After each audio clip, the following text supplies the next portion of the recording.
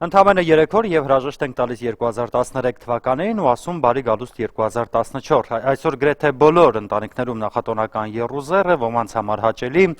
իսկ ոմանց համար էլ հոգսաշատ։ Նոր տարվա հայկական ավանդույթներից մինչև կոկորդիլոս կամ ընձուղթի միս։ Բարև ձեզ, սա ճանապարհ հաղորդաշարն է եւ այսօր մեր հյուրերն են։ Մարիաթոր Սուրբ Էշմիածնի հայրդ հաստաների տնօրեն Կոմիտաս Վարդապետ Հովնանյանը, Հայ խոհարարական ավանդույթների զարգացման եւ պահպանման հասարակական կազմակերպության նախագահ Սեդրակ Մամուլյանը, սպասում ենք Հայաստանի Հանրապետության վաստակավոր արտիստ Լուսինե Կիրակոսյանին, Տիկին Կիրակոսյանը դարձել է Երևանից անբաժան դարձած ավտոխցանումների զոհը եւ հուսով ենք, որ որքան հնարավոր է շուտ կմիանա մեր քննարկմանը։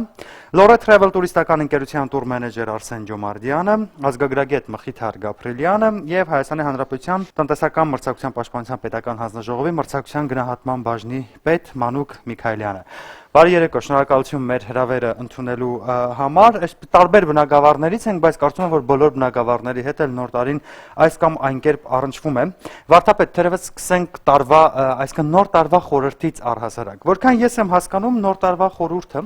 յուրաքանչյուր քրիստոնյայի համար պետք է ավելի շատ նշանավորվի Քրիստոսի ծնունդով, որովհետև տարին փոխվելով կարծեք թե կյանքում որևէ բան չի փոխվում, բայց Քրիստոսի ծնունդով է, որ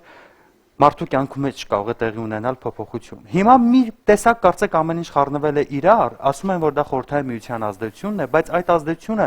իմ դիտարկմամբ դեռ շարունակվում է ու առայժմ նոր տարին գերակա է Սուրբ Ծննդի նկատմամբ։ Կիսում եք այս կարծիքը եւ այս արդյոք սա մտահոգիչ է թե ոչ։ Ես չեմ կարծում, որ կարելի է մտահոգիչ անվանել, պարզապես խնդիրը նրանումն է, որ երբ փոխվում է ինչ-որ մի ժամանակաշրջան իր գաղափարախոսությամբ հանդերձ, մարդիկ անորոշության են մատնվում, քանի որ 70 տարի ապրելով այն ժամանակաշրջանը, ուր արժեքները վերարժևորվել էին, այսինքն այնինչ քրիստոնեական իմաստով կարող էր անարժեքություն թվալ, դարձել էին արժեքներ, եւ մարդիկ վարժություն էին ձեռք բերել այդ արժեքները արժևորելուն, այսօր իրենց համար մի քիչ դժվար է այդ բոլորից ձերբազատվելը, որովհետեւ այն ինչ որ այդ տնետուն այցելությունը եւ այլն, դա Սուրբ Ծննդյան հետ կապված խնդիր էր, նույնիսկ այդ այցելությունները ուղեկցվում էին ավետիստներով։ Գիտեք, մենք ունենք ժողովրդական ավետիստների երկեցողությունը, որ ոչ եկեղեցական ավանդություններ, այլ պար ժողովրդական ազգային սովորություններ էին, երբ մարդիկ իրար տուն էին գնում, բարեմաղթություններով անելով Քրիստոսի ծննդյան ավետիստն էին բերում։ Բայց քանի որ 70 տարի իմասնավորի այդ սկզբնական շրջանում շատ խիստ էր եւ արգելված էր այդ ամբողջ ավանդապահությունների իրականացումը, մարդիկ ինչ որտեղ հեռացան։ Եվ այսօր կանգնած են անորոշության առջև, որովհետև կտրական որոշում չկա, որ ոչ, եթե մինչև հիմա այսպես եք անում, սրանից հետո այսպես պիտի անեք, այլ թողնված է ազատ կամքին, այդ ազատ կամքն է, որ անորոշության է մատնել մարդկանց։ Ասենք ոմանք կարևորում են չափից ավելի նոր տարին, բայց միաժամանակ ուզում են ավանդապահ լինելով նաև Սուրբ ծնունդը կարևորել, չէ՞, օրինակ շատերը խոսում են պահոտ շրջանի մասին ծննդյան,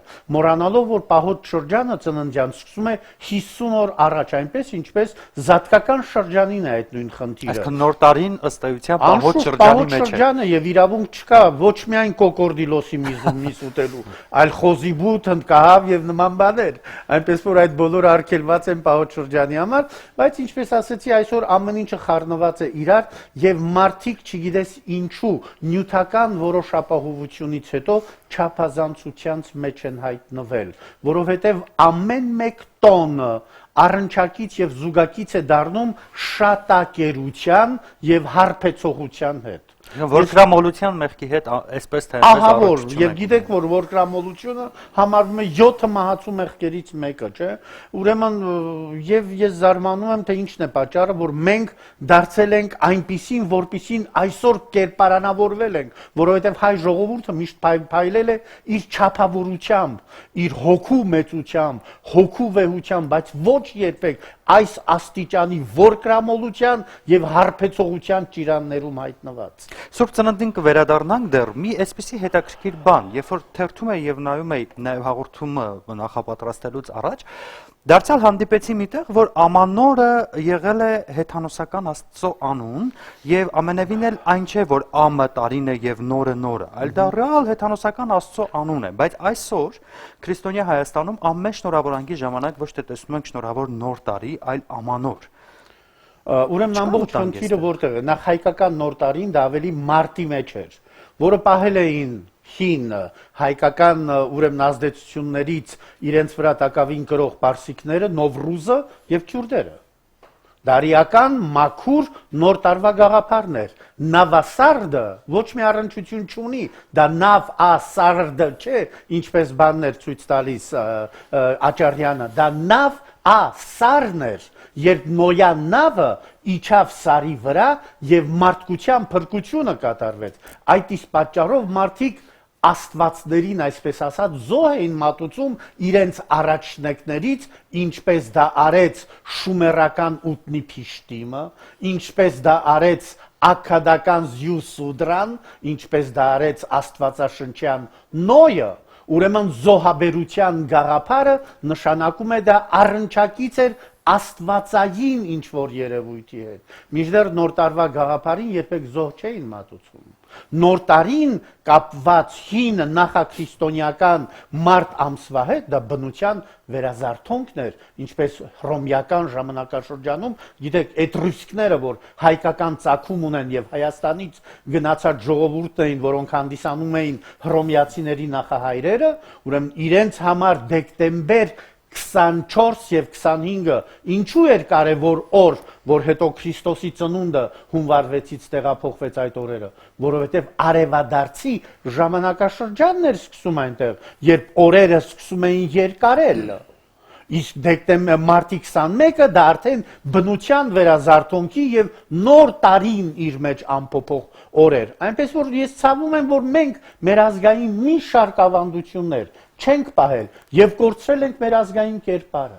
Շատ բաներում են կորցրել։ Ես ափիբերան եմ մնում, որ Հայաստանում հայ ժողովուրդը դարձած է այս կամ այն ժողովրդի կերակուրների պրոպագանդիստը, մոռանալով իր հարուստ կերակրատեսակները։ Մենք արևմտահայ կերակրատեսակներ ունենք, որ այսօր դարձել է Թուրքիայի փառքը իրենց ճաշատեսակների իմաստով։ Սա խոսում է այն մասին, որ մենք ցավոք ազգային արժեքների իմաստով գիտակցությունը տկարացրած դարձել ենք այլոց արժեքների շեփորահարը, որը ճիշտ չէ։ Մինչև կերակուրներին գալը Լուսնե Կիրակոսյանին դիմավորենք, Հայաստանի Հանրապետության վաստակավոր արտիստ, շնորհակալություն, որ եկաք, ես ասացի, որ դուք դարձել եք Երևանյան խցանումների զոհը, այո։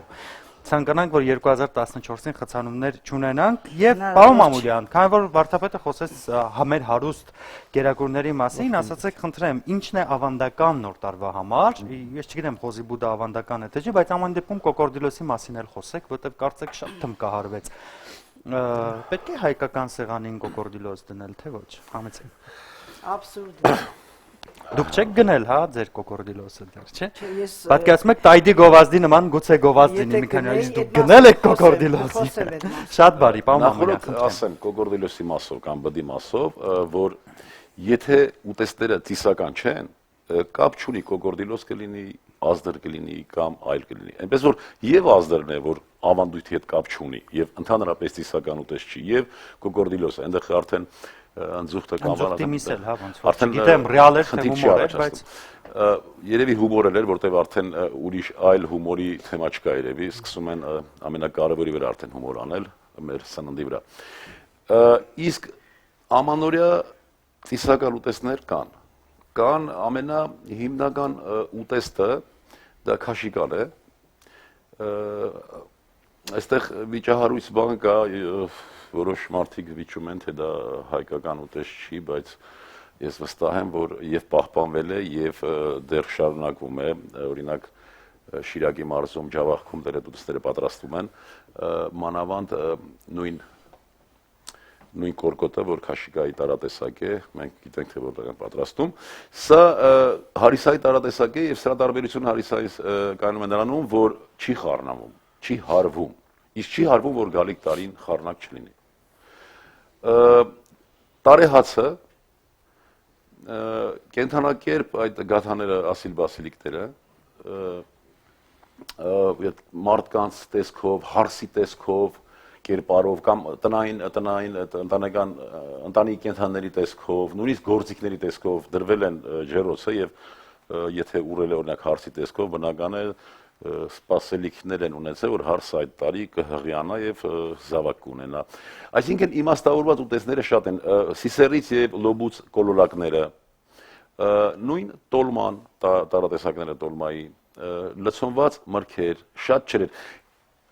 դրվել է սեղանին այն, ինչ կա մառանում, մառանի եղածը, բայց մեր մառանում կոկորդիլոս չի եղել հաստատ։ Չեք կարող ասել։ Ինչ որ մառանում եղել է, իսկ մենք նախ պիտի հիմքից սկսենք, մենք այն եզակի ազգերից ենք, որ շատ խոր մշակված, այսպես կլիման նկատի ունենալով մշակույթ ենք ունեցել պաշար անելու, ամբողջ տարվա ցիկլը սննդի համակարգը հավուր պատշաճի պահելու համար։ Մեր առատ բերքը, մեր առատ բնության հրաշալիքների եւ թարմ վիճակում եւ պահածոյացած վիճակում օգտագործելու մեծ մշակույթ են ունեցել։ Պահածոյան, հիմա համաշխարհայնացման գլոբալիզացիայի պայմաններում, երբ որ մարդիկ գնում են սուպերմարկետներ եւ տեսնում են, որ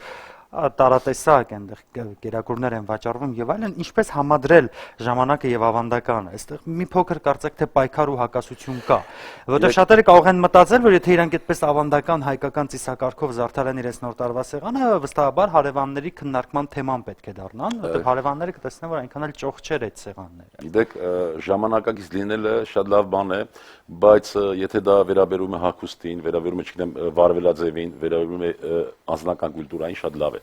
Բայց մեր օրգանիզմը չի հասկանում, թե որ ժամանակում է հիմա ապրում։ Ինքը իր վրա փորձարկումներ անել եւ ասել դու ժամանակակից ես, հիմա արդեն մենք այլ ժամանակներում ենք, դու պիտի ճաշակես, օրինակ եմ ասում, կոկորդիլոս, ինքը չի հասկանում, որտեղ ինքը կոկորդիլոսի մասին գաղափար չունի, ինֆորմացիա չունի։ Օրգանիզմը ինքը մեխանիզմի նման բան է, չէ՞, որ մեկ-մեկ դնում ենք համակարգին, ասում ենք չի հասկանում, չի կարդում։ Ուտեստել այդպես դնում ենք, ինքը չի հասկանում։ Այդ չհասկանալը օրգանիզմը մեզ հետ խոսում է ախորժակ եւ ալերգիա լեզվով։ Եթե դնում ենք եւ ալերգիա է, ասում է պետք չի, չեմ ուզում դրանից։ Եթե ասում ենք ախորժակ ունենք այս բանը, ուտենք, ինքը մեզ հետ խոսում է, ասում է կեր այս ուտեստը, որովհետեւ դրա մեջ կա այն, ինչ ինձ մոտ մի քիչ պակասել է։ Եթե մենք մեր օրգանիզմը չի ճանաչում, այսինքն բույրերը, ծնված օրից մենք մեր շուրջը եւ կենթանական եւ բուսական աշխարհը իր բույրերով, իր համերով ադապտացում ենք նրան։ Եվ հենց այնպես որ ասում ենք ազգային ավանդական ուտեստներ։ Ավանդական ուտեստ նշանակում է հաշվի առնված բնակլիմական պայմանները, տարածաշրջանը եւ նրա ազդեցությունը օրգանիզմի վրա։ Շատ բարի, կվերադառնանք դեր ավանդականության, պարոն Գաբրելյան, արժե համակարգի մասին կուզեի, որպեսզի գնահատական տաք, որքան է խեղվել ազգային արժե համակարգը այս ընթացքում։ Իդեպ կոկորդիլոսի մասին, որքան ես գիտեմ, կոկորդիլոսառատ երկրներում այն համարվում է էժանագին եւ ոչ շատ որակյալ միս, որտեղ ավելի գնահատելի է կաշին, քան միսը։ Կաշին հանում են, հետո միսը շատ էժան վաճառում։ Այդ մեզ մոտ է, որ դա երևույթ է, էլի իրականում։ Եվ սա արժե համակարգի, բուրգի որ հատվածում ենք։ Գիտեք, մի քիչ բարդ է ասել, որտեղ այսօր կարծեք թե Հայաստանում մոդայիկ է դառնում եւ բազմիցս առիթ եղել է խոսելու դրա մասին, օգտագործել տերմիններ, որոնք համենայն դեպս հստակ բանաձևված չեն եւ նույնը վերաբերում է ազգային արժեք, հայկական, ավանդական եւ այլ հասկացություններին, որոնք իմ խորին համոզմամբ հայաստանյան իրականությունում, նաև գիտական միջավայրում, հասարակական հանրային դիսկուրսում եւ քաղաքական միջավայրում բանաձևված չեն, որտեղ նույն հայկական ավանդականը, հասկացությունը, որ մենք բոլորս օգտագործում ենք, ինքը ստատիկ չի։ Եթե հաշվի առնենք, որ որպես հանրույթ մենք անցել ենք մի քանի հազար տարվա ճանապարհ, ուրեմն ենթադրելի պետք է դառնա եւ վստահաբար այդպես է, որ նույն ավանդույթները իրենք ժամանակի եւ տարածության մեջ ենթարկվել են բազմաթիվ եւ բազմակի փոփոխությունների։ Այս դեպքում շատ կարեւոր է հասկանալը եւ ճշտելը, թե ի վերջո որն ենք մենք հիմք վերցնում, որն է այն ավանդականը, որը իրականում ավանդականներից մեկն է։ Հայկական ավանդական ընտանիք հասկացությունը նույն կերպ երբ նայում ենք, ինքը հազարամյակների պատմություն ունեցող ինստիտուտ է, որը բնականաբար ենթարկվել է փոխակերպումների։ Այսինքն արժեքային խնդիրը ձևակերպելով եւ դնելով, մենք պետք է հասկանանք, թե որն է բազիսը։ Ես հակված չեմ ամենայն դեպս ամանորի հետ տեղի ունեցած եւ տեղի ունեցող փոփոխությունները դիտարկել որպես ինքնին արժեքային անկման ցուցիչ։ Գուցե շատ դեպքերում մենք գործ ունենք հետևանքների հետ։ Ի վերջո չմոռանանք, որ ցավոք սրտի Հայաստանի Հանրապետությունում այսօր մարդկանց շատ քիչ տոներ են թողնվել հնարավորությունների առումով եւ ցավոք սրտի շատ ընտանիքների համար այդ լրացուցիչ մինչև վերջ չհիմնավորված շատ դեպքերում անհասկանալի ծախսերի գնալը ինքը որոշակի հոգեբանական հիմնավորումներ ունի։ Գուցե շատ ընտանիքներում դա դառնում է ինքնահաստատման ձևերից մեկը, ներողություն, բայց կոպիտ անջում, տեսեք, դեռ մենք կարողանում ենք ամանորի նորմալ սեղան դնել։ Ես դա ցավով եմ արձանագրում, որովհետև այդ ընթացքի խաթարումը այս դեպքում բերում է նրան, որ շատ դեպքերում խաթարվում է հետևանքի, տվյալ դեպքում Այսինքն դուք այստեղ խոսում եք բովանդակություն անլիարժեքության բարդույթի մասին ինչ որ Ես խոսում եմ, որտեվ ես սեղանը չեմ դրել, որտեվ ես ուրախ եմ եւ տոն եմ նշում, այլ դրել եմ, որպեսզի տեսնեմ, որ ես կարող եմ։ Գիտեք, եթե այսպես բարձ վիճակագրություն նայենք, եթե մի հասարակությունում պաշտոնական վիճակագրության բնակության 1/3 աղքատ է, ցավոք, այդ պաշտոնական վիճակագրությամբ եւ եթե այսօր տարբեր գրավատներում, տարբեր բանկերում հերթեր են գոյանում ոսկու գրավադրմամբ գումար վերցնելու եւ ամանորի սեղան գցելու, շատ ներողություն, սա պատճառ չի, սա հետևանք է։ Սա հետևանք է եւ խորհրդային շրջանի զարգացումների, սա հետևանք է եւ վերջին 2 տասնամյակի զարգացումների։ Ավակ մեր ընկերները կհաստատեն, խորհրդային շրջանում նշվում էր, բայց այդ ամեն ինչ ունենալու, ամեն ինչ դնելու, ամեն ինչով սեղանը լցնելու այդ մոլուցքը չկար, որտեղ մարդիկ ավելի բավարարված էին եւ ավելի ինքնաբավ էին, նույնիսկ 70-80-ականների դեֆիցիտի պայմաններում։ Նորից եմ կրկնում, ցավոք սրտի դա դարձել է ինքնահաստատման նման մի բան։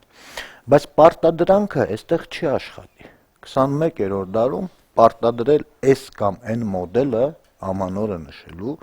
որպես գործիք չի աշխատելու։ Այստեղ շատ ավելի կարևոր խնդիր կա։ Դա հայոց մշակույթի, հայոց մշակութային ժառանգության իրապես հանրայնացման խնդիրն է, որ պետք է լուծվի եւ նաեւ հեռուստաընկերությունների միջոցով։ Մենք այսօր ունենք երկու ծայրահեղություն։ Մի կողմից բացառիկ մշակույթ կրող լինելու զգացողություն եւ քարոզչությունը, որը ցավոք սրտի բազմաթիվ դեպքերում բերում է նացիոնալիզմի, պսևդոհայրենասիրության տարբեր դրսևորումների, եւ մի կողմում ունենք նիհիլիզմը, երբ ժխտվում է ամեն ինչ, այդ թվում նաեւ այն ռացիոնալը, որի կրողը եղել է եւ է մեր մշակույթը։ Այսինքն, եթե մենք ակնկալում ենք փոփոխություններ, այստեղ որպես գործիք, իմ կարծիքով ամենակարևոր գործիք պետք է դիտվի հենց առաջին հերթին այդ հայոց մշակութային ժառանգության իրական, ռացիոնալ, հիմնավորված հանրայնացումը, բանաձևերը, որոնք պետք է տրվեն հասարակությանը եւ հասարակական եւ քաղաքական գործիչների եւ մտավորականության կողմից եւ այլ խողովակներով իրենք պետք է լինեն ռացիոնալ եւ հասկանալի մարդուն պարտադրել որ ինքը հրաժարվի սեղանին խոզի ազդր դնելուց ի վերջո մենք չենք կարող անկախ նրանից թե ինչպիսին էր այն իրականությունը որում ինքը ապրում էր 100 կամ 150 տարի առաջ բովանդակային պիտի լինի փոփոխությունը ձեր տեսակետն ասեք հետո թույլ տանք վարդապետը արձագանքի ինչպես է ստացվել որ Առաջին քրիստոնեությունը որպես պետական կրոն ընդունած ազգը այսօր շատ ավելի շատ նյութական կողմի վրա գնում է դեպի նոր տարի, իսկ կաթոլիկ աշխարհում ավելի ընտանեկան է Սուրբ Ծննդյան տոնը եւ կարծեք թե շատ ավելի հոգեվոր բովանդակություն կա այդ տոնի մեջ, քան նյութական գոնե իմ պատկերացմամբ։ Գուցե այստեղ արժե համակարգի փոփոխության խնդրով է հնարավոր կարգավորել արժե համակարգի փոփոխության փաստ այսպես թե այնպես կա, բայց ես հակված չեմ ենթադրել, որ ողջ հասարակությունում նոր տարին ինքը դադարել է ընտանեկան տոն լինելուց։ Ի վերջո եւ բազմաթիվ ընտանիքներ մենք ունենք, եւ բազմաթիվ համայնքներ ունենք, եւ բազմաթիվ միջավայրեր ունենք, որտեղ նոր տարին համարվում է եւ շարունակում է ընկալվել որպես ընտանեկան ամենակարևոր տոներից մեկը։ Դրա դրսևորումները մենք տեսնում ենք նաեւ Երևանում, որտեղ այդ վազքի մեջ վերջին տարիներին ավելի եւ ծախսերի մեջ ավելի ու ավելի մեծ տեղ են սկսում զբաղեցնել ընտանիքի անդամների համար արվող նվերները, երեխաների համար արվող նվերները, այսինքն այդ հոգևոր կամ աուրային, այս դեպքում սկսում է ավելի ու ավելի մեծ ուշադրություն դարձվել։ Ինչ վերաբերում է ինչու ենք հեռացել կամ ինչու է այս վիճակը, գիտեք, հարցը մի քիչ փիլիսոփայական է, բայց ի վերջո եկեք չմոռանանք այդ ճնշումը, որի մասին խոսվեց, 70 տարի մենք ունեցել ենք, եւ եկեք չմոռանանք, որ գոնե 20-րդ դարի ընթացքում բացի խորհրդային ճնշումից մենք ունեցել ենք ցեղասպանություն 1915 թվականի, որը բազմաթիվ բանաձևեր, կենսունակ բանաձևեր, որոնք եւ արևմտահայ եւ արևելհայ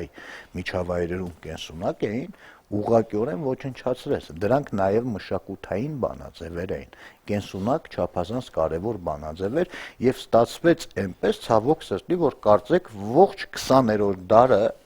հայ հասարակության համար եւ խորհրդային Հայաստանում եւ Սփյուռքում դարձավ ընդամենը գոյատևման եւ գոյատևման համար մղվող պայքարի մի ժամանակահատված։ Եվ այդ կենսունակ մեխանիզմները, կենսունակ ինստիտուտները նույն Սփյուռքում շատ արագ կարողացան վերագտնել իրենց եւ շատ արագ կարողացան դառնալ համախմբող գործոն։ Այլ խնդիր է, որ այդ ծանր հարվածներից հետո փոփոխություններ պետք է լինեն եւ ի վերջո կան 21-րդ դարի իրողություններ, որոնց իմ կարծիքով մենք ուղղակի վիճակի չենք հակադրվել։ Վարդապետ, խնդրեմ։ Ես կարծեմ այստեղ մի կարևոր խնդիր կա։ Մենք շփոթում ենք ավանդությունը սովորությանց հետ։ Ավանդությունը դա պատկանում է ազգին, սովորությունը տվյալ ազգի տարբեր շրջաններին։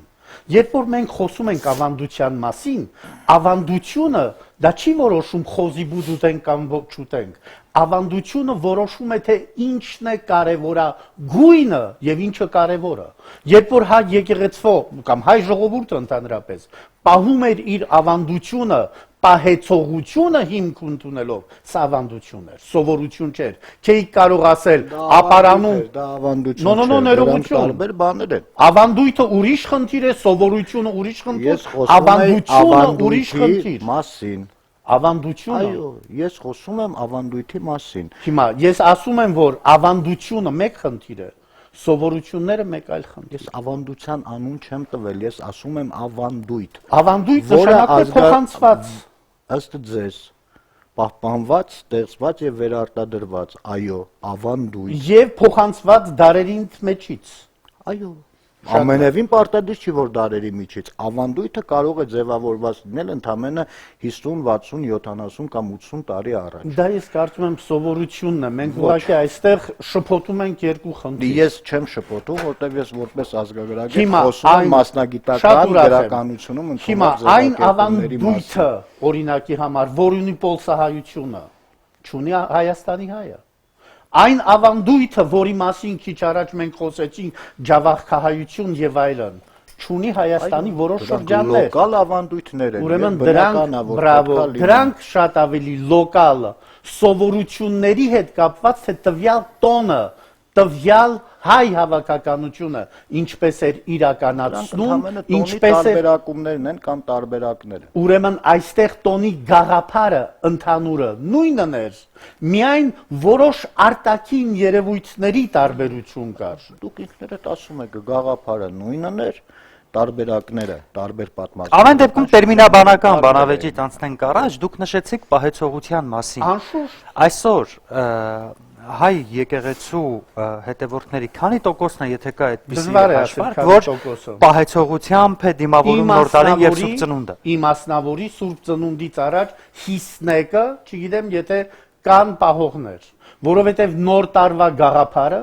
գալիս է միշտ իր շեշտակի դերը խաղալու այդ կերակուրների առատություն, չգիտես ինչու մտել այն հոգեբանությունը, որ եթե նոր տարուն սեղանդ առատ եղավ, ամբողջ տարին առատ կլինի։ Սնոտիապաշտություն է ստեղծում։ Սա ոչ միայն սնոտիապաշտություն էր, այլ ճշմարտության ճիշտ հակառակ ընկալումը։ Հոգևոր սնունդի առատությունը պիտի պահանջեր քեզանից եւ ոչ թե կոկորդիլոսների արկայությունը։ Ուրեմն հոգևոր սնունդիդ արկայությունը պիտի ամբողջ տարին ապահովեր քո հաջողությունը, որովհետև հոգին է մարդուն ձևավորում որպես անհատականություն, որպես հոգևոր բարոյական արժեք եւ առաջնորդում եւ ոչ թե կերակուրը։ Հոգի առավել, քան զմարմին, ասում էին մեր նախնիները, չէ, եւ պատահական չէ, որ Քրիստոս ինքը իրեն համեմատեց որպես կենթանի հացի հետ։ Ես եմ հացը կենթանի։ Ուրեմն այստեղ կերակուրը չէր որոշիչը, հատկապես եթե խոսքը վերաբերվում է նոր տարվան եւ իմ մասնավորի Սուրբ Ծննդյան, այլ հոգևոր սնունդի մասին էր։ Մի բան, որ դժբախտաբար մենք ամեն ինչը ոտու գլուխ տեղերն ենք փոխել, կարևորություն ենք տալիս նյութականին, որպեսզի թերարժևորենք հոգևորը։ Ցավոք, Տիկին Կիրակոսյան, սովորաբար, երբ որ քննարկումներ են լինում տոնի հետ կապված, ես հաճախ լսում եմ, որ մենք հայերս ուրախանալ չգիտենք։ Եվ մասնավորապես մատնացույց ենք անում մեր ավագ եղբայրներին, ռուսներին ու ասում ենք, հələ տեսեք, ռուսները նույնիսկ փոքր առիթ են ման գալի, որպեսզի տոնի վերածեն։ Կիսում եք այս կարծիքը եւ եթե այո, ինչու է այդպես, եթե ունեք բանաձևը։ Ինձ թվում է հայերն է գիտեն ուրախանալ, բայց ուղղակի ձևերն են տարբեր։ Հետո ռուսների մեջ վիշտը ցավը ոնց որ մի քիչ ավելի շուտ է վերանում, շուտ են իրենք համակերպվում այդ ամեն ինչին։ Իսկ հայերի մոտ դա բավականին երկար է տևում եւ ինձ թվում է երևի ընդմիշտ։ Ուրախանալու հարցում օրինակ ես մարդիկ գիտեմ, որ տասնյակ տարիներ է անց է, մեկի եղբայրը կամ որդին կամ բան, նրանք երբեք չեն ապարում։ Նրանք նույնիսկ երկրորդ որդուն կին գիտեն, որ երկրորդ որդու համար ասում է, տես ինքը ողջ է, ինքը ուրախանում է, իսկ այն մյուս աղբերը գնացել հողի տակ պարգել է։ Ինքը նույնիսկ այդ մյուսին է բանանում էլի, ինչ պիտի լինի։ Իսկ ինչ վերաբերվում է դուք խոսեցիք այդ ուրախանալու, չուրախանալու, յուրաքանչյուր մարդ ինքն է, ռուսները սրտանց են ուրախանում։ Մեր մոտ կա ձևական, ինչ որ խմիչքի ազդեցության տակ է, կամ չգիտեմ ինչ, հազար ու մի ձևեր կա, ամեն մարդ յուրովի է ուրախանում, կամ ասենք չի ուրախանում։ Իսկ ինչ վերաբերում է, շատ է ուզում խոսել այդ կոկորդիլոսի մասին, ինձ թվում է ազգային ժողովը չի հաստատել դա, ինձ թվում է ով հնարավորություն ունի, ուզում է զարմացնել, որ իր խանութում կամ սուպերմարկետում լինի այդ կոկորդիլոսը, իսկ մարդիկ, որոնք որ չգիտեն, թե իրենց գումարներն ինչ անեն, որոշում են այդ ձևի, կամ կարող է եւ ճարենել ունենան, որ ասեն թե տեսեք ինքը հետ չի մնում ոչ մեկից։ Այս խոսակցությունը տարիներ շարունակ եղել է, կա ու ինձ թվում է կլինի այն խոսքն է ճիշտ, որ ասում է չի տեսել պատից կախ, տեսել է ճակատից կախ, ու միանգամից զարգացել է ու զարմացել։ Մի ասեցի, դուք կոկորդիլոս առել եք, թե չէ, եթե ես կոկորդիլոս առնեի, երբեք այդ կոկորդիլոսին չէի կարող սպանել։ Նույնիսկ կոկորդիլոսին վաճառում, Տիկին Կիրակոսյան։ Չէ, նույնիսկ կոկորդիլոսին տամեջ, որքան ինձ այդ արդեն նույնիսկ տհաճ է, վախենալու է, ինչ թե մնաս, ինչ որ ուտեն։ Ընկերներից մեկը կատակով ասեց, ես չեբուրաշկա եմ ուզում առնել, որովհետև ավելի էսթետիկ է սեղանին դնելու իմաստով, բայց ուղղակի չգիտի որտեղից գտնի։ Բայց չիվուրաշկա չկա, ինքը հենց դա ասում էլի ցավ։ բան էր, առանց սորտը ոնց տեսակի, առանց տեսակի կենթանի էր։ Երևակայական։ Հա, երևակայական կենթանի էր ինքը։ Ինչ անել նոր տարվան։ Այսինքն ոնց դիմավորել կամ ոնց եք դուք դիմավորում։ Միշտ հետաքրքիր է, չէ՞, դերասանները մասնավորապես, որոնք միշտ ժպիտ եւ ուրախություն են ապարգևում, հետաքրքիր է, այսպես կուլիսներում ինչպես եք դուք պատրաստվում։ Միքայել Մանվելյանը մի գրվածք ունի, գնում է բժշկի ու ասում է, ես շատ վատ եմ զգում, խնդրում եմ ինձ օգնեք։ Ասում է, ես ձեզ մի հասցե կտամ, կգնաք, այդ մարդը ձեզ շատ կծիծաղացնի, շատ կուրախացնի, լրիվ այդ վիճակից դուրս կգաք, էլի, հիմի որ ասում են դեպրեսիա, այդ վիճակից։ Հասցեն տալիս են, արդեն ասում է, դուք ուղարկում եք ծաղրածուի մոտ, այդ ծաղրածուն ես եմ։ Այսինքն իրեն է պետք մեկը որ ուրախացնի, ինքը ուրիշներին է ուրախացնում, բայց ինքը շատ տխուր վիճակում է։ Ես համարյա իմ ամբողջ կյանքս համարյա, ինչ եկել եմ Գյումրուց ինստիտուտ ընդունվել ու մնացել եմ Երևանում, համարյա մենակ եմ եղել։ Նոր տարիները դիմավորել եմ միայնակ։ Ասենք եղել է մի քանի անգամ, որ գնամ գիշերը, նոր տարվա գիշերը ռեստորանում աշխատեմ, հետո զգացի, որ ես դրանից շատ վատ եմ զգում։ Ավելի լավ է ես այդ գումարը չունենամ, բայց հոգեպես հանգիստ լինեմ ու չվիրավորվեմ։ Դերասանի հումորիստի գործը ինքը անպայման պետք է խոսի, չէ՞, ձայնագրություն չի միացնի։ Այդ ժամանակ մի ժամ հետո ինչքան հումորով ուզում ես եղի, ինչքան հետաքրքիր բան ուզում ես պատմես, իրենք արդեն խմել են, ուտում են, իրար սեղանից սեղան գնում են, էս են պայթեցնում, են խոսում են, ոչ լսող կա, ոչ բան, այդ է շատ վիրավորական, որ ես որոշեցի, որ այլևս չեմ գնալու։ Մոտավորապես նորից եկանք նույն բանին, որ նյութականը կամ հացիվը ավելի կարևորվում է, քան հոգևոր կամ մշակութային արժեքը։ Դե իմ մոտ արժեքը։ արդեն եկավ եմ, որ հոգևոր այդ իմ վիճակը ինձ վատ չզգալու համար ես չեմ գնում գումարի հետևից։ Անկեղծ ասած, ինձ համար անսպասելի էր, որ Լուսինե Կիրակոսյանը միայնակ եւ տխուր է դիմավորում նոր տարին, եւ կարծում եմ շատ հեռուստադիտողների համար։ Հիմա կարծում եմ ձեր գործընկերներից կամ չգիտեմ, մարդիկ գուցե լինեն, որպեսզի մտածեն ձեզ ինչ-որ անակնկալ մատուցեն նոր տարվա գիշերը։ Սիրում եք անակնկալներ, թե ոչ։ Գիտեմ բնավորություն, բայց ես ասենք, եթե պետք է գնում եմ, ես երբեք իմ տխրությունը կամ ասենք իմ վիճակը չեմ փաթաթում ոչ մեկի վզին։ Ասում եմ, անում եմ այնպես, որ բոլորն էլ իսկապես լավ ուրախանում են, եթե մեզ տեղ եմ գնում, որ շատ է ժամանակ տրվում ինձ խոսելու, ուտելիքը մնում է սեղանին։ Այնպես որ որտեղ որ գնում եմ, 7 օր կարող են նույն սեղանով քեֆ անել տարբեր մարդկանց հետ։ Ձեզ պետք է վճարեն դրա համար, որովհետև այդտեղ խնայողություն կա։ Կարող ենք ակնկալել հաղորդման վերջում ինչ-որ հումոր, թե ոչ։ Այսօր հասնենք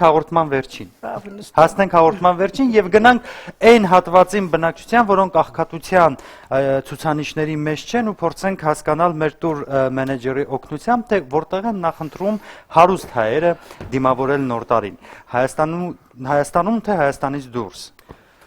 Ինչպես Հայաստանում, այնպես էլ Հայաստանից դուրս հայերը նախընտրում են դիմավորել։ Ներողություն, մենք մեկ շաբաթ առաջ ռեպորտաժ էինք արել հենց այս թեմայով մեր լրատվական ծրագրում եւ պարզվեց, որ Ծաղկաձորի բոլոր 3500 մարշակալները զբաղված են։ Չնայած որ գինը բավական թանկ է։ Այո, նշեմ նաև, որ դեկտեմբերի 10-ից սկսած արդեն ամբողջ Հայաստանի Հանրապետության տարածքում շատ քիչ հյուրանոցներ դուք կգտնեիք, որոնք կարողանայիք ամրագրում կատարել նոր տարվա օրերի համար։ Ինչ գներ են մոտավորապես։ Կան բազմաթիվ հյուրանոցներ, որոնք առաջարկում են 250,000 դրամ, ինչպես նաև կան բարձր կարգի հյուրանոցներ, մասնավորապես Ծաղկաձորում, որոնք առաջարկում են 1 միլիոնից 1.5 միլիոն դրամ գներ։ Սակայն այդ ամրագրվող տեղերը նույնպես վաճառված են դեռ վաղուց։ Իսկ ինչ վերաբերում է արտասահմանին, ապա հայերը հիմնականում գերադասում են հանգստանալ Վրաստանում, Թայլանդում եւ Եգիպտոսում։ Հիմնականում նրանք հանգստանում են էկզոտիկ վայրերում, կոնկրետ Թայլանդում։ Հիմա գնում են Թայլանդի, հաշվի առնելով Թայլանդի ներքաղաքական իրավիճակը։ Այո, որովհետև Հայաստանի Հանրապետության տուրօպերատորները կազմակերպում են չարտերային թռիչքներ դեպի եւ Թայլանդ եւ Հնդկաստան, Գոա մասնավորապես եւ այլ տեղեր, եւ հայերը արդեն բավականին ժամանակ առաջ գնել են այդ տոմսեր եւ պատրաստվում են իրենց ամանոր։ Ես խնդրում եմ ասեք, մեկ անձի հանգիստը, չգիտեմ, 7 օր է, 14 օր, որքան է արժենում։ Որքան պետք է վճարի մեկ անձը, որպեսզի գնա այդ ձեր նշած էկզոտիկ որևէ երկրում ամանոր նոր տարի դիմավորելու։ Նո կոնկրետ Մալդիվներում 4-ից 6000 դոլարի սահմաններում է տարբերվում, մեկ անձը 3-ից 4000 դոլարի սահմաններում է տատանվում, Թայլանդում տատանվում է մոտ 1000-ից 2000 դոլարի սահմաններում, Թբիլիսիում համեմատաբար ավելի էժան է այդ գնային տատանումը, Դուբայում եւ Եգիպտոսում բավականին մատչելի են համեմատաբար այլ երկրների հետ, մասնավորապես Եգիպտոսում մոտավորապես մեկ անձի արժեքը կկազմի 7-ից 1000 դոլար, եթե հաշվի առնենք հյուրանոցի 4 կամ 5 աստղ լինելը, իսկ Դուբայում նույնպես մոտավորապես կկազմի այդ արժեքը։ Իդեպ նշեմ, որ հենց կոնկրետ հայերը գերադասում են ավելի շատ թռիչքները կատարել Թբիլիսից, որտեղ տոմսերը բավականին էժան են։ Ես մեր ընկերության փորձը կբերեմ Մասնավորապես մենք ունենք Թիֆլիսից թռիչքներ դեպի Եգիպտոս, որի արժեքը կազմում է 290,000 դրամ երկու հոգու համար, իսկ նույն արժեքը Հայաստանից թռչելու դեպքում կկազմի 590,000 դրամ։ Ինչպես տեսնում եք, բավականին մեծ տատանում է տալիս, ուստի հայերը հիմնականում գերադասում են թռչել Վրաստանից, քանի որ դա ավելի մաճելի եւ ձեռնտու։ Եվ նշեմ, թե ինչի համար է այդպես, որովհետեւ Հայաստանը չունի բյուջետային օդանավակայան եւ չունի բյուջետային ավիաընկերություն։ Մասնավորապես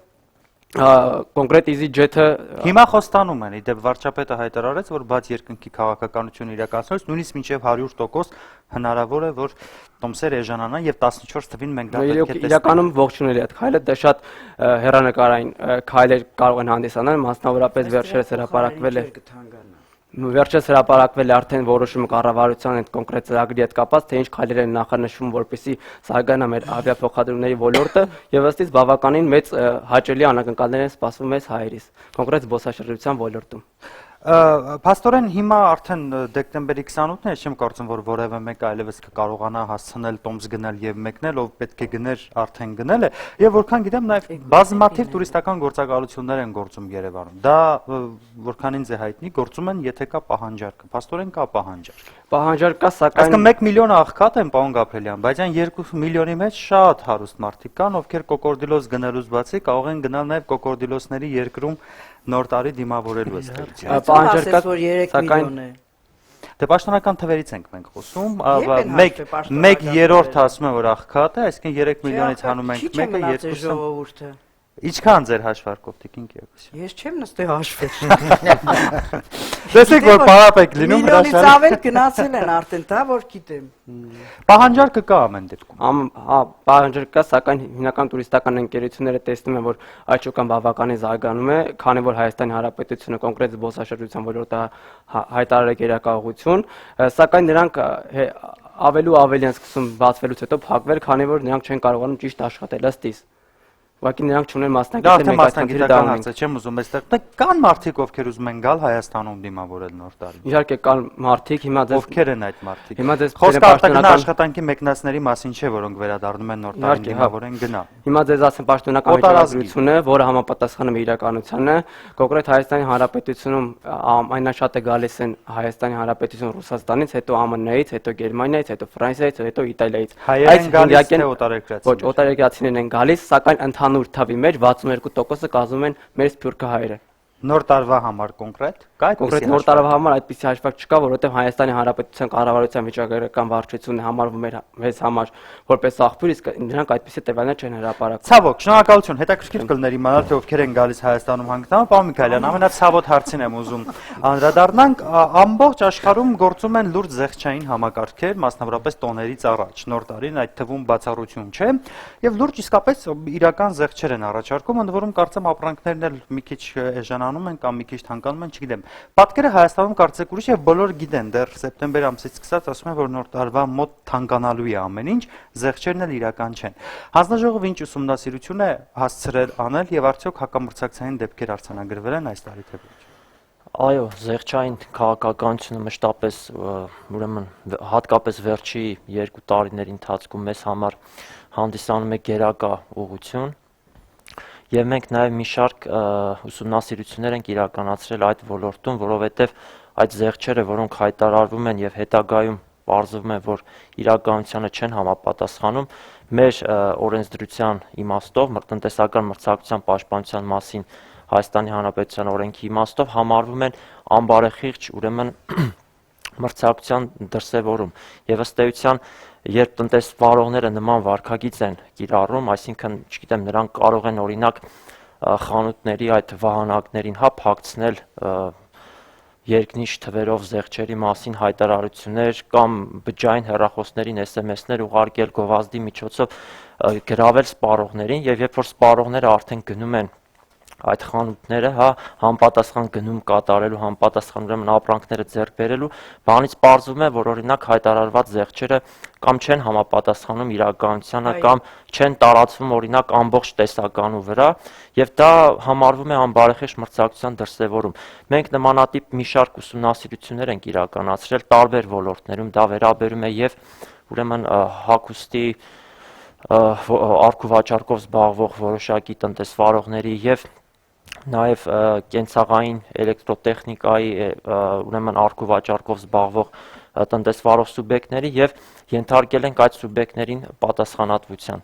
Եվ նաև մեր այդ նիստերն էլ, որոնք որ մենք անում ենք, հրապարակային դրանք նիստեր են, եւ այդ հրապարակայնությունն էլ կարծում եմ մեծ նշանակություն ունի, որպեսզի մի կողմից դա կարծում եմ, որ կանխարգելիչ դերակատարում է ունենում այլ տնտեսվարողների համար, որպեսզի նրանք ձեռնպահ մնան նման ուրեմն նմանատիպ գործողություններից, մյուս կողմից դա նաև նպաստում է սպառողների իրազեկվածության բարձրացմանը, համապատասխան գիտելիքների, որպեսզի նաև սպառողներն էլ նմանատիպ խնդիրների հանդիպելու դեպքում Հիմա որքան ենք կարողանում կանխել, որտեղ վերջերս միտեղ ինձ հանդիպեց, իհարկե հետո չմտա, չուսումնասիրեցի, բայց խանութի ցուցափեղկի վրա գրած էր 100% զերծ։ Այսինքն ենթադրելի է, որ պետք է մտնես անվճար, վերցնես ու գնաս։ Այսինքն այս դեպքում քիչ առաջ նշեցիք, որ վարչապետը ասեց 100% պիտի էժանանան տոմսակները։ Քիչ առաջ նշեցիք դուք։ Այսինքն ստացվում է, որ տոմսակները ձրի պիտի բացեն։ Հավանաբար 50, գուցե ես սխալվեցի, որպեսզի հանկարծ չմեղանչենք երկրի աշխարհիկ իշխանության դեր։ Թերթերում էլ հերոստացույցով էլ ասում են 100% զերծ, հետն էլ 50,000 փող են տալիս, մեկ է շատ նվերներ։ Բնականաբար Պետք է գնալ, բայց հետո գնում ես եւ հասկանում ես, որ գնացիր ու լիքը չէ գումար ծախսեցի, շուտ Ես անցա Մոսկովյան փողոցով, խանութ 10-ից 70% զգեստների զերծ։ Իջա, ասում է, այս շարքը զերծ չունի, շորերի շարքը զերծ չունի։ 70%-ը վերջացել է, որ սա վերջացել է, մնացել է մենակ 10%-ը։ Ուրեմն փաստորեն, ասում են, բան չեք գրել կպցրել, հանեք։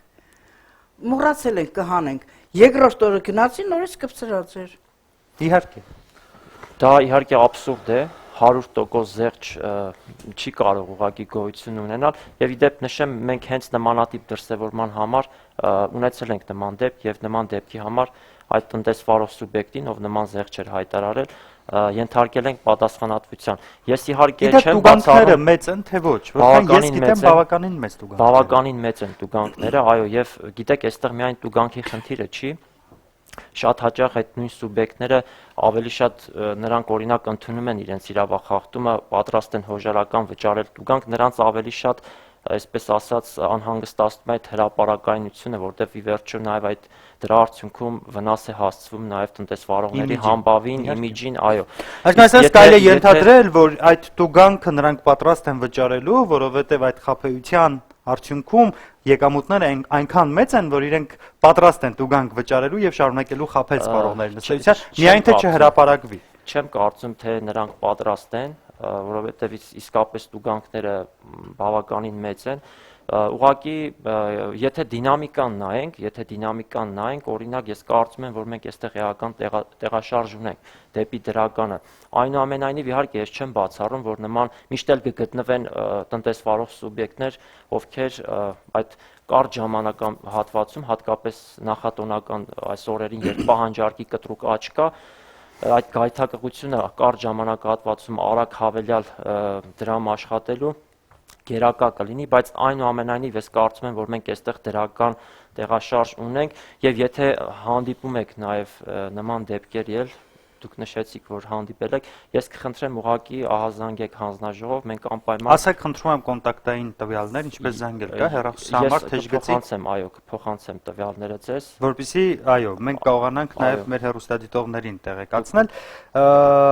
Եվ եւս մեկ առ տնտեսագիտական, ասում եմ, որ շատ բնական է, որ նոր տարուց առաջ որոշակի ապրանքների գները աճում են, քանի որ պահանջարկը մեծանում է, հետեւաբար պահանջարկի մեծացման պարագայում գները աճում են։ Սա նորմալ է թե ոչ։ Խնդրեմ, որ ասում է թեժգից պիտի զանգեն, չէ՞։ Այո։ Ես վերցրի համար շատ կարևոր գործով զանգեցի թեժգից։ Որ թեժգից։ Չեմ հիշում ինչի համար։ Ինչ որ մի կառույցի։ Հա, ինչ որ մի բանի, կարծեմ մթերքի հետ կապված, որ մի տարի ժամկետն անցեր, ասեցի զանգեմ, ասեմ։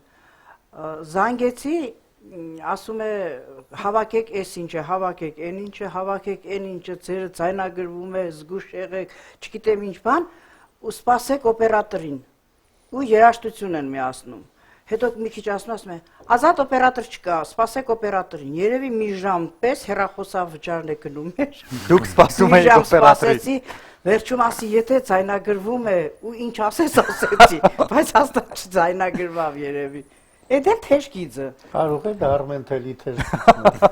Այդտան հեռախոսով։ Ծանոթ էր, հա, վարդապետ։ Կարծում եմ տնտեսական մրցակցության պաշտպանության պետական հանձնաժողովի թեժգիծը։ Այո, որովհետև մեր թեժգծով օպերատիվ մենք արձագանքում ենք եւ առավել եւս նման երաժշտություն Չունեք։ ուղղակի այո չունենք։ Նորմալ է որ գները թանկանում են։ Տնտեսագիտության տեսանկյունից։ Դե գիտեք, այսպես է, ուրեմն ես կուզենայի մի փոքր խոսել այդ թանկացումների մասին, տեսեք, մեր հասարակության մեջ իրոք կա այդ ընկալումը, որ ամանորին նախորդող այդ ժամանակահատվածում միշտ կարծես թե բոլորի մոտ կա այդ սպասումները, որ գները բարձրանալու են։ Այստեղ կան մի քանի գործոններ։ Ես այնուամենայնիվ կուզենայի նշել, տեսեք, եթե մենք նայենք եւ այլ երկրներում եւ Հայաստանի Հանրապետությունում, զեղչեր որպես այդպեսին հիմնականում կիրառվում են, այսինքն գները նվազում են ոչ սննդամթերքի, ոչ պարենային ապրանքների, ուրեմն նկատմամբ դրանք հագուստ կարող է լինել, չգիտեմ, զարդեր եւ այլն։ Մեր պարագայում այդ ընկալումները կարծում եմ նաեւ պայմանավորված են նրանով, որ ցավոք սրտի մեր մոտ բնակչության մի բավականին ստվար զգալի զանգված սոցիալական պայմաններով պայմանավորված իր այդ դրամական միջոցները հիմնականում ուղղորդում է առաջին անհրաժեշտության այդ սննդամթերքի, այո, եւ քանի որ ինչպես մեր մոտ այնպես էլ դրսում էլ սննդամթերքի գծով իհարկե կարող են լինել զեղչեր, բայց դրանք անհամեմատելի են մյուս ապրանքատեսակների մոտ, դա արդեն ինքնըստինքյան, այո, նաև նպաստում է նրան, որ մարդկանց մոտ այդ ընկալումները ձևավորվեն։ Բացի դա, այստեղ կարծում եմ մենք նաև բիզնեսի վարման, այ քաղաքակիրթ բիզնեսի վարման, կորպորատիվ մտածելակերպ պարունակող բիզնեսի վարման առումով էլ խնդիրներ ունենք։ Դա իհարկե ժամանակի ընթացքում կարծում եմ, որ կշտկվի, որտեղ իսկապես ընդունված է այդ նախատոնական օրերին, նաև ավելի շատ վաճառել, ավելի ցածր գնով ստանալ ավելի շատ եկամուտ, այլ ոչ թե հակառակը։ Քանակի հաշվին, այլ ոչ թե գնի։ Մեր մոտ կարծես թե այդ խնդիրներ կա, այնուամենայնիվ, գիտեք, գնային կարգավորման հարցերը պետք է նշեմ նաև, որ ըստ էության մեր հանձնաժողովի տեսադաշտից դուրս են եւ մեզ առնչվում են այնքանով, որքանով այդ գնային դրսևորումները առնչվում են խոշոր սուբյեկտների կողմից կիրառվող։ Դե իհարկե, կարծում եմ սննդամթերքի դեպքում մեզ մոտ զեղչ լինում է մենակ այն ժամանակ, երբ որ կամ սննդամթերքին ժամկետն արդեն անցել է կամ մնացել է, ասենք 1-2 օր, որ ժամկետը պետք է անցնի։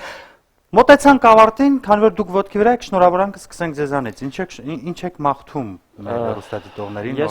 Ես ցանկանում եմ հնարավորությունը օգտագործելով շնորհավորել մեր բոլորի ամանորը, գալիք նոր տարին եւ ցանկանում եմ, որ գալիք 2014 թվականը լինի ձեռքբերումների, արդար եւ բարեխիղճ մրցակցության տարի։ Շնորհակալություն։ Խնդրեմ, պարոն Ջոմարդյան, ձեր շնորհավորանքները։ Ես նույնպես շնորհավորում եմ բոլորի գալիք ամանորը եւ Սուրբ Ծնունդը, բոլորին կցանկանամ առողջություն առաջնահերթ, քանի որ հենց դրա շնորհիվ մենք կարող ենք հասնել հաջողությունների, երջանկություն, հաջողություն եւ բոլորիս կյանքում թող այս տարին լինի ձեռքբերումների տարի։ Նաեւ շնորհակալություն ձեզ կարողանանք գնալ էկզոտիկ երկրներ։ Անպայման շնորհակալություն ձեզ, որ ընձեռեցիք հնարավորություն խոսելու մեր զբոսաշրջային, ինչու՞ չէ նաև մեզ հետաքրքրող խնդիրների մասին։ Ես եմ շնորհակալ, որ եկաք։ Պարոն Մամուլյան, ասեք, թե ինչ պարտադիր դնել սեղանին, որպեսզի ասենք օտար երկրից եկած հյուրը մտնելով հասկանա, որ իսկապես սա հայկական ավանդույթ է, եւ նաև շնորհավորեք, խնդրում։ Իրոք ուզում եմ շնորհավորել բոլորիս ամանորը եւ ես ուզում եմ, որ սեղաններին միշտ լինեն ազգային ավանդական ուտեստներ։ Եվ այստեղ համաձայն եմ պարոն Գաբրելյանի հետ, որ ավանդույթը միայն այն չէ, որ գալիս է 5000, 15000 եւ կարող են լինել նոր ձևավորող ավանդույթներ, թող գալիք տարին նպաստավոր լինի, որ մեր ձևավորող ավանդույթների մեջ լինեն բոլորը լինեն հայեցի եւ դրանք նպաստեն մեր ազգային կերպը առաջ տանելու համար։ Հատկապես որ մարտահրավերները հիմա շատ են մեր օրերում։ Այո, եւ կարծում եմ, որ դրա նաեւ դրան դիմակայելու նախապայմանը մեր ազգային ավանդական ուտեստների օգտվելու մեջ է։ Շնորհակալ եմ, պարոն Գաբրելյան։ Ես էլ եմ շնորհավորում բոլորի գալիք ամանորը եւ ցանկանում եմ, որ եկող տարի ամանորի նախորդին մենք կարողանանք արձանագրել, որ մարդկանց մի ավելի մեծ մասը տոնը իրապես որպես տոն է նշում, այլ ոչ թե հոգս, ոչ թե խնդիրներ, եւ ընդհանուր կցանկանայի, որ եկող տարի բոլոր ընտանիքները կամ ընտանիքների ավելի մեծ մասը լիներ լրիվ կազմով, որտեվ հատկապես այս վերջին օրերին, երբ անընդհատ տեղեկություններ է ստանում, թե ինչ անմարդկային վերաբերմունքի բազմաթիվ դեպքերում մեր հայրենակիցները արժանանում են հատկապես Ռուսաստանի Դաշնությունից վերադառնալուց, ցանկանում ես, որ իրոք հայ տղամարդիկ լինեն այստեղ, ունենան աշխատանք եւ ամանորը որպես տոն կազմակերպելը հայկական ընտանիքների համար թող խնդիր չլինի։ Շնորհավորում եմ։ Խնդրեմ Տիկին Կիրակոսյան, շնորհավորանք։ Ասեցի Եվ հումոր։ Հա, բա էդ եմ ասում։ Թողեցի ձեր որոշմանը։ Բայց ես իրական դեպք եմ պատմելու, ուրեմն գնացել էի մատից այրուն տալու, վաղուցվա բան եմ ասում, մոտ էր շուկան, ծածկած շուկան, ասեցի մտնեմ, տեսնեմ ինչ կա, տեսա ցուկ են ծախում, փոքր ցուկներ, քանի որ փոքր են 8 հատ վերցրեցի, թղթով փաթաթեցին, տոպրակի մեջ դրեցին, այդ ցուկն Արայեգա թատրոն 11-ին փորձի էի, մինչև ժամի 2-ը փորձեցի, դրված է։ Հետո գնացի Ադամի ու Վեչեի, ժամի 4-ին հասա տուն, ումիվալնիկի մեջ լցրեցի,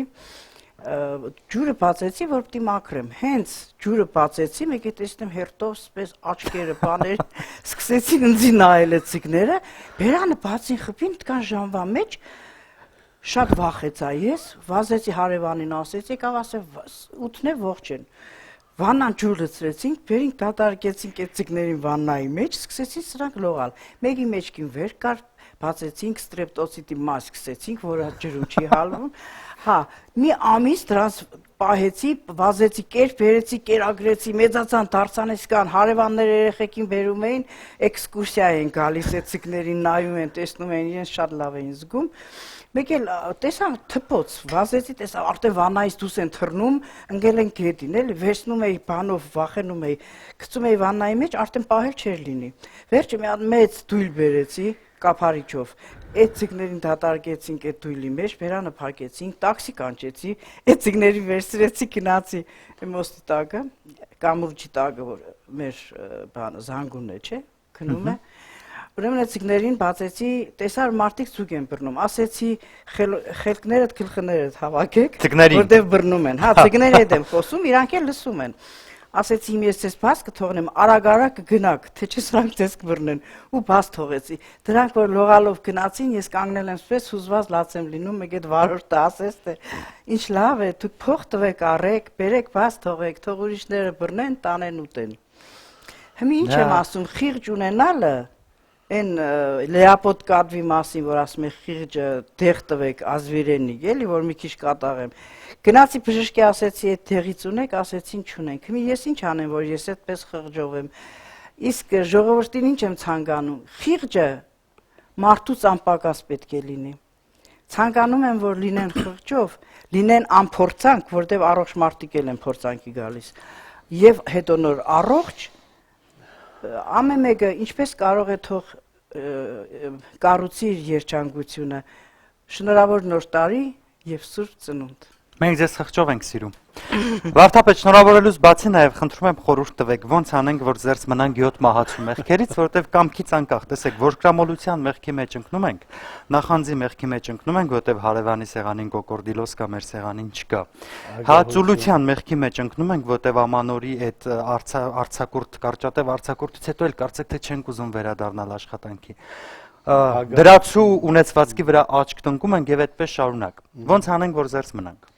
Ես կարծում եմ լավ կլինի ամեն տեսակ միս ուտել, բայց իրար միս չուտելը։ Դա ամենագլխավորն է իմ կարծիքով։ Այո։ Եվ այստեղից կսկսի մնացյալ խնդիրների լուծումը։ Գիտեք, ամբողջ հարցը որտեղ է։ Երբ մարդը սկսում է իրենից դուրս իրեն փնտրել, միշտ հայտնում է դժվարության եւ դժբախտության առաջ։ Եվ ինչ որ թվարկեցիք, այդ բոլորը հենց այդտեղից է գալիս։ Երբ որ ես փորձում եմ ինձանից դուրս ինձ փնտրեմ, բայց ոչ երբեք իմ մեջ հասկանամ ով եմ իրականում ես, ինչպիսին եմ ես իմ էյությամբ։ Ես կարծում եմ շատ լավ էր, որ բոլոր անդրադարձան եւ շեշտեցին նոր տարվա գաղափարը, բայց ես կուզենամ, որ շեշտվի ծննդյան գաղափարը, Աստված որդու հայտնության գաղափարը, որովհետև այդ հայտնությունը կատարվեց մեկ պատճառով։ Նա Աստծո, հայր Աստծո սիրո արդյունքն էր, որովհետև ինչպես Հովաննու ավետարանն է ասում, Աստված այնքան սիրեց աշխարհը, որ իր մեկ հատիկ որդու ուղարկեց աշխարհ, որպեսզի ով նրան հավատա փրկվի, եւ նա եկավ մեզ սովորեցրեց մեկ բան. արա դիմացինին այն, ինչ որ կուզես, որ ինքը քեզ անի։ Ուրեմն սա նշանակում էր մեզ համար ամեն անձը դիմացին պետք է լինի արժեք, կարևորություն, մի բան, որ այսօր պակասում է։ Այն, որ մեր լեքսիկոնի մեջ մտել է մի վուլգար դարձվածք, արախի դու ով ես,